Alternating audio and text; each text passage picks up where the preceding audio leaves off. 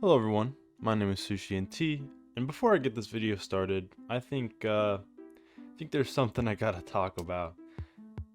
55 of you have suddenly, out of nowhere, showed up on this channel. Now I know 55 doesn't seem like a lot, to maybe, compared to bigger YouTubers or even medium YouTubers, but to me, 55 is a very, very big number compared to what I was at a week ago, which was like 2022. I mean, I remember it was only 3 months ago I was thanking, 13, 14, and 15 for subscribing to my channel, but now there's 55 of you, and I don't really know what to say. You guys have been extremely nice in the comment section. Like, it's made my day looking down and just seeing when you guys say, whoa, your profile picture is cool, man. How'd you do that? Or just stuff like that. It makes my day, and I really appreciate you guys doing that. And you don't have to, you went out of your way to do that, so really appreciate it. But all of that said, just want to say thank you for giving me and my channel a chance, and hoping to release some pretty cool videos in the future, so stay tuned for that. But without further ado, let's get into the video.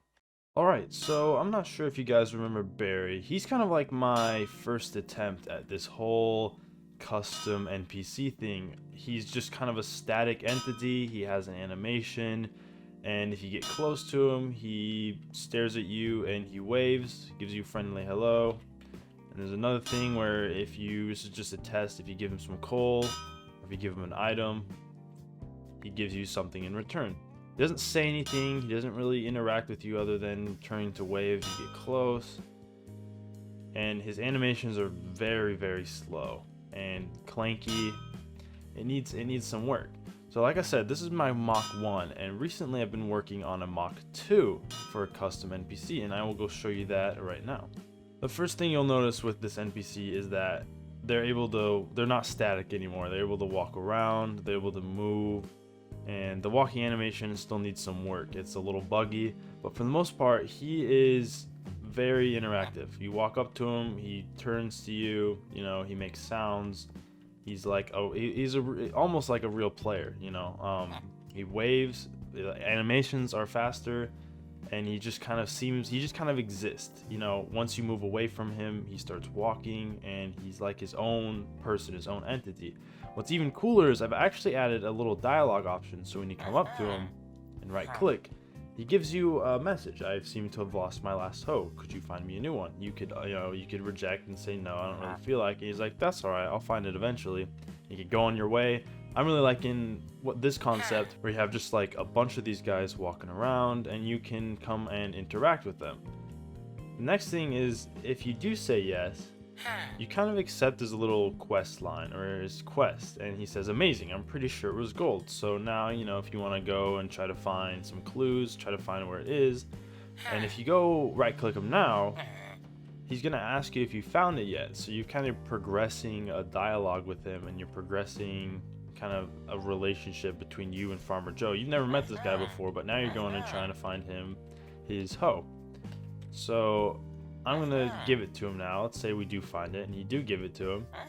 He gives you a little nod, he takes it, and he's like, this is it, thank you for returning my hoe to me. And now he's gonna have it forever. So every time you see him, he's gonna be holding this, and if you right click him, he says, oh, I remember you, thank you for finding my golden hoe. So he appreciates, what you did for him, and now every time you see him, he'll know you and he'll remember you. And I think that's pretty essential for any NPC, is that they kind of like remember who you are, and they can evolve with you.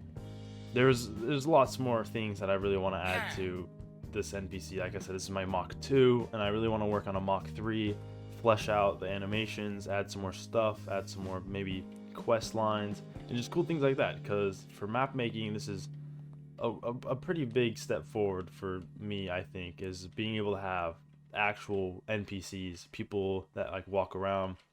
Because I know even in like more well-made games, sometimes the NPCs are just static and stand there and they don't do anything, and they're really boring.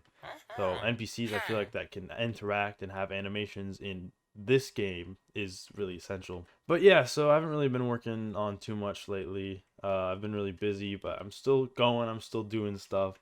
and I'm still wanting to release some cool creations to you guys, just stuff like this, random things I've been working on. But yeah, the stuff that I do, especially the building and the command blocks, it takes a lot of work. Especially with command blocks, each of these have their own set of challenges that I have to face to complete them. For example, for command blocks, if one thing's wrong, the whole system just doesn't work. Maybe you did an at QS instead of an at QA, or something in the command where it doesn't work, and you have to go and you have to figure out why it doesn't work. And even if it does work, it might not be the best way it can work. So you have to redo things. And especially with building and stuff, it takes a lot of effort, it takes a lot of time, because I like to make the best builds I can. So I don't want to just do some dinky little crappy build that I just want to release. I like to take my time on these projects, and I like to show them to you guys. So this is a shorter video. I just want to show you a little thing I've been working on with the custom NPCs, and I guess I'll see you guys in the next one. I'm working on some other cool projects, don't worry, so stay tuned for those, and we'll see what happens next. See ya.